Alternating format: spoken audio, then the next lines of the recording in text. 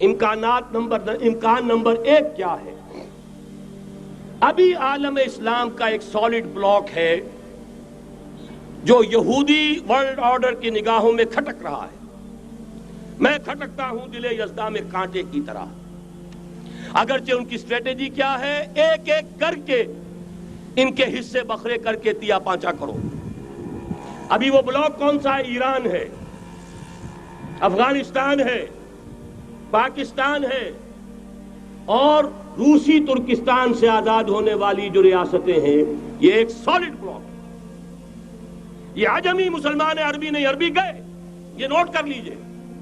اس لیے کہ عربوں کو اللہ نے فضیلت دی تھی، محمد ان میں سے تھے صلی اللہ علیہ وسلم، یہ رتبہ بلند ملا جن کو مل گیا.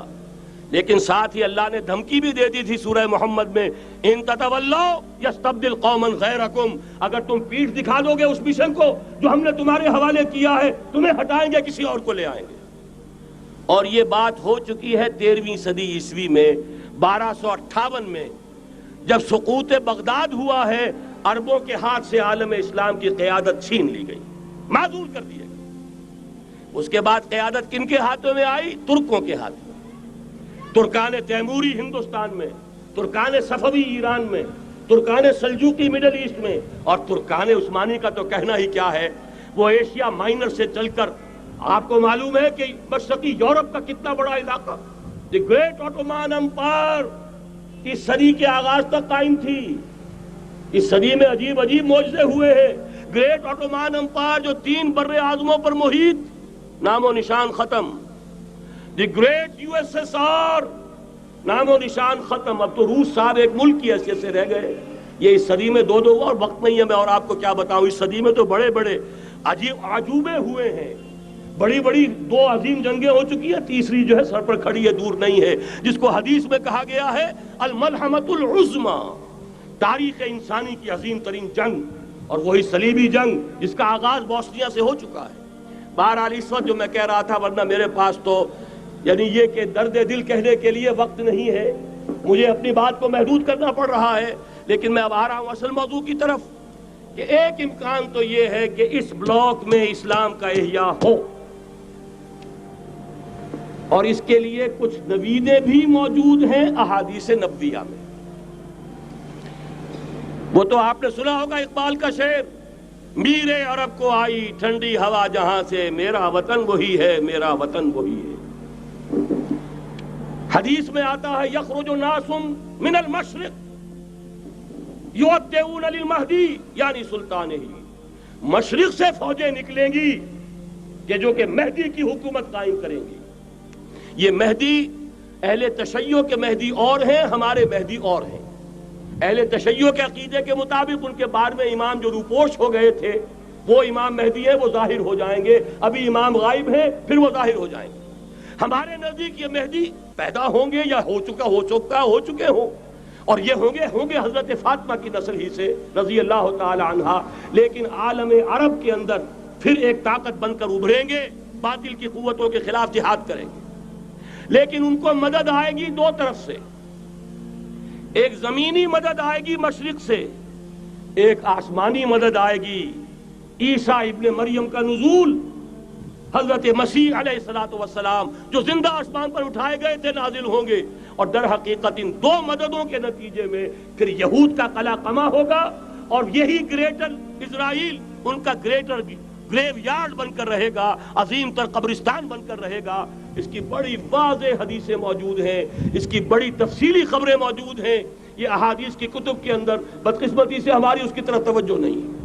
ایک تو یہ ہو سکتا ہے. اسی طریقے سے ایک اور حدیث ہے، یخرج من خراسان رایات سود، اور یہ مسلم شریف کی روایت ہے، نوٹ کیجئے گا، نہیں ترمذی شریف کی روایت ہے.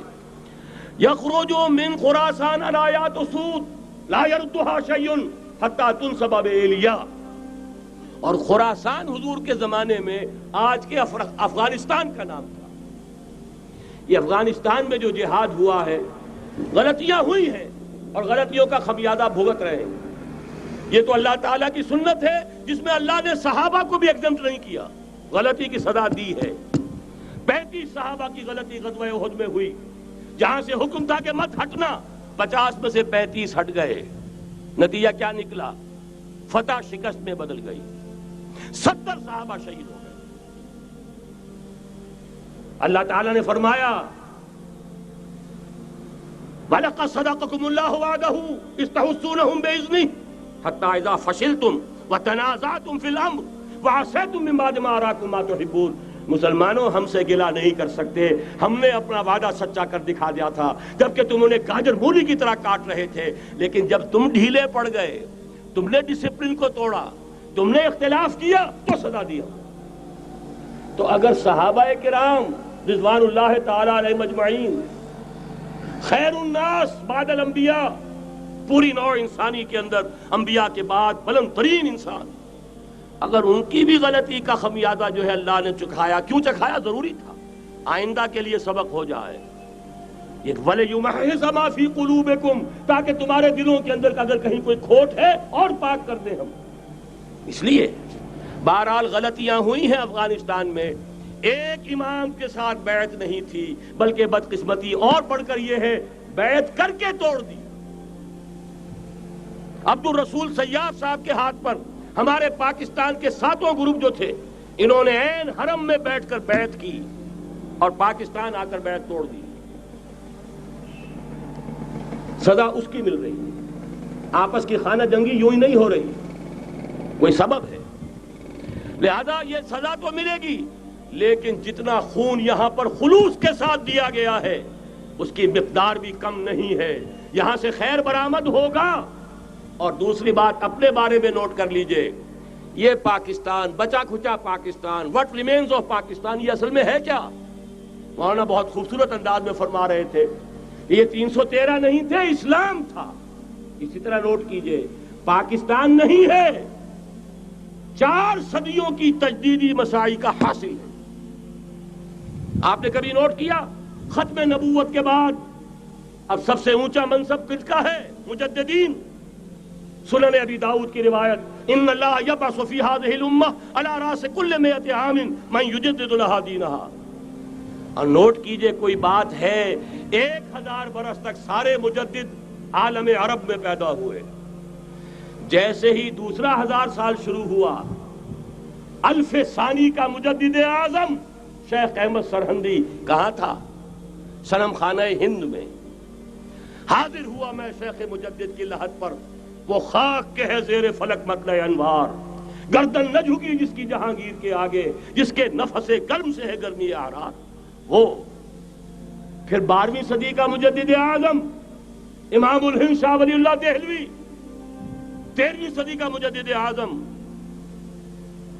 سید احمد بریلوی، اس کے خون کا امین اور اس کے ساتھ کے شہداء کے خون کا امین، ان کے جسموں کا امین، آپ کا خطہ ہزارہ، آپ کا خطہ سوات، اس میں ان کی جانیں ہیں جو دی گئی ہیں۔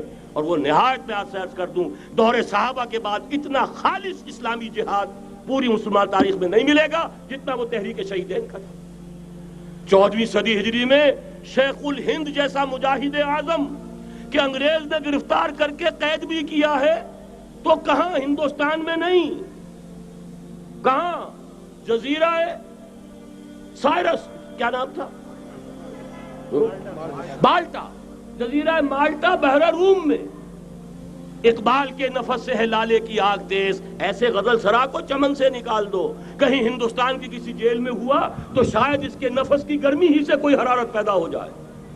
اور اسی صدی میں 14ویں صدی ہجری میں اقبال جیسا مفکر، اسی 14ویں صدی ہجری میں مودودی جیسا مصنف، اسی 14ویں صدی ہجری میں مولانا الیاس جیسا مبلغ رحمہم اللہ، عظیم شخصیتیں آج پورے عالم اسلام میں آپ کو تبلیغی دوست ملیں گے۔ یہ کہاں سے شروع ہوئی تحریک؟ دہلی کی ایک چھوٹی سی مسجد سے، وہ مسجد بنگلے والی اب تو بڑی عالیشان ہو گئی ہے، جب وہاں شروع ہوا تھا کام بڑی چھوٹی سی مسجد۔ یہ سارے کام یہاں کیوں ہوئے؟ پورا عالم اسلام آزاد ہوا، کہیں نعرہ اسلام کا نہیں لگا، کہیں عرب قومیت پر، کہیں کسی اور عصبیت پر تحریکیں چلی ہیں، صرف تحریک پاکستان تھی کہ پاکستان کا مطلب کیا؟ لا الہ الا اللہ۔